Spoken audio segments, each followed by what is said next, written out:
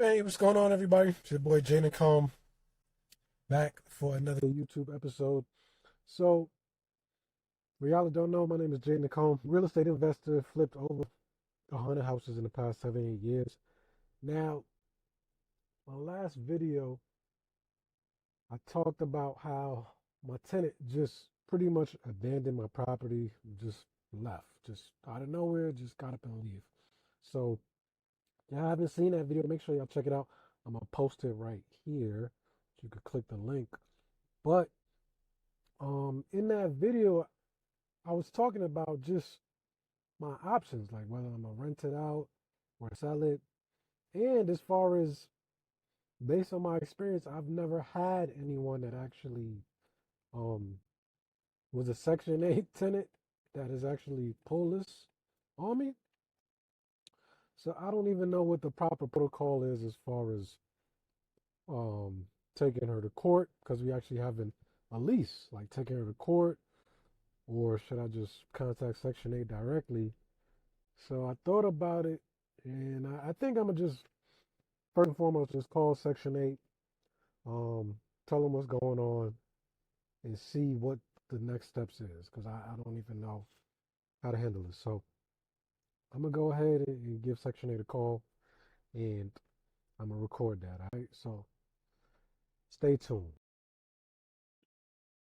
Good afternoon. Thanks for contacting the host. Hey, Mr. Manny, how are you? Doing well. Okay, great. So yeah, I have a unit that's under Section 8 lease until I believe her lease was up September 30th, and she just randomly texted me yesterday that she was leaving, and I don't know how to best resolve this situation. Um, what Well, when is that? I believe September 30th. I gotta double check, but I believe September 30th because she moved in September 1st of Did you ever receive a intensive vacate form from her? no.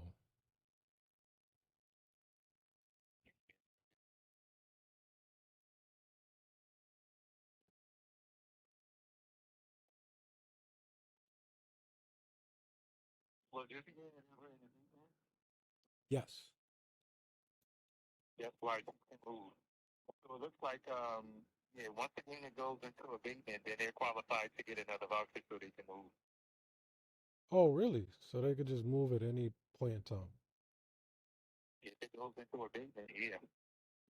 Yeah, so if it goes into abatement, if you don't fix something over a certain amount of time, they're eligible for another voucher to move. Now, if you were to fix up before it went into abatement, then you wouldn't have been qualified. But once it goes into abatement, they can get another voucher to move. Got you. Okay, so I mean, we fixed some things and we scheduled a reinspection. I think it's like in 2 days. So what's gonna happen with that? Yeah, most likely they're gonna they can probably still do that as inspection, but as far as her moving, she's still qualified to move. So she was given that voucher when the abatement was on the property. Gotcha. So whenever a property's under abatement, the tenant can move essentially at any time without giving the landlord notice. Yeah, they did give you a 60-day notice, but you know, they're eligible to move because once it goes under abatement, you're not even getting paid. Right, right. Yep. Yep. So once it goes under abatement, they can move. So they do ask them to give you, a notice, so a no out of 30, but they would be eligible to move. So I guess what happens to the lease then that we have in place? Yeah, leases going to be non and void once you've gone into abatement. You probably need to talk to someone in leasing so they can explain processes to you what happens. Once the unit goes to abatement. I can give you the email address over to owner services, and you can reach out to them and have them follow up with you. Yeah, I would really, really appreciate that so that I can know what the process is. So as far as so well, so as far as the inspection coming up, is that still on the books? Let me see. Give me a second.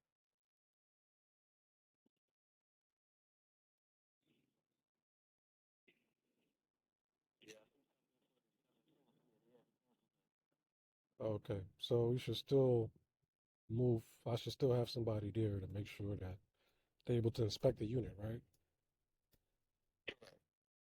Okay. If it hasn't moved by August the first, for an example, you still get paid. So you're going to still get paid, as long as you're there. So that way, I would still have it done. That way, if you're there by, in August, you'll get your rent. Gotcha, gotcha, gotcha. Okay. All right, cool, cool, cool. The email address for owner services is just like it sounds. It was owner services with the S at the end at habc.org. Owner So services. you can just send an email and let them know that you're a landlord and you want to know if you to explain the payment process, and how it, what the process is for your lease. For What have sure. you. Absolutely. I'll do that, man. Thanks so much, Mr. Manning. I appreciate you. You're welcome. Have a good day. All right, cool. All right, y'all. So there y'all have it. Apparently, if the unit goes into abatement, that's essentially when the the tenant calls and complains about something. It could be a window that they broke. It could be um it could be anything, man. It could be those plates that I showed you in the previous video. The plate covers missing on the outlets. If they're missing or if they break or if they're not even there, they can say, "Hey, you must fix this immediately or else we're going to put your property in abatement." Now, immediately can mean if it's an emergency situation, like if it's no heat, um, or no hot water, that could be like, look, you need to fix this in 24 hours and we're coming out in 48 hours to inspect. And if it's not resolved, then unfortunately, we got to put you into abatement. And abatement means that your unit is currently in non-compliance. So once your unit is in non-compliance, we're pausing all payments to you. So, um, this Section 8 tenant has really been, I'm trying to be selective with my words. She's been very, let's just say proactive when it comes to calling, um, the office and letting them know like, hey, I need, inspectors to come out. I would say she's been there 8 months, and let's just say I've had an inspection done about 5 of the 8 months she's been there.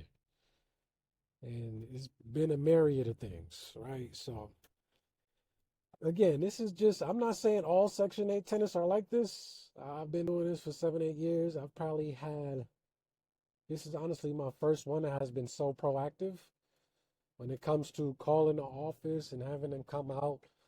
For the most part, they don't want no problems. Like they have a voucher.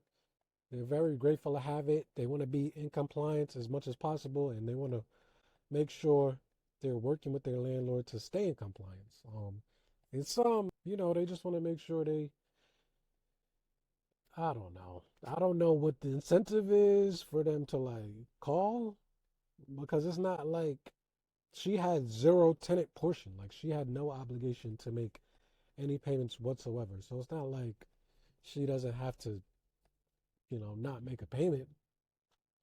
But nonetheless, it is what it is. Apparently, once the property is in abatement, that means that the tenant can move whenever they want to, right? Without even giving me a notice, which again, like the leverage that the tenants have in these Section 8 situations are borderline ridiculous. But again, it's pros and cons of the scenario.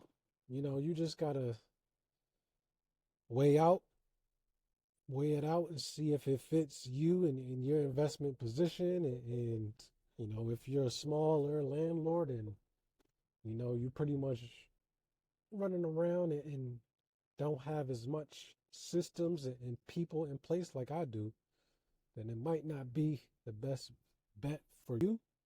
But to each his own, man. So there you have it. That's pretty much wraps up my Section 8 adventures. So if y'all like more of this content, feel free to hit the like button, subscribe, and let me know. Leave it in the comments. Let me know what y'all think. Would y'all do Section 8 or would y'all just keep it with the market rate? To be honest with you, me personally, I'm going to just keep going Section 8. There's pros and cons, but hey, it is what it is. And I'm okay you know, with everything that comes with it. All right. So based on that, I'll see y'all in the next one. All right. Peace.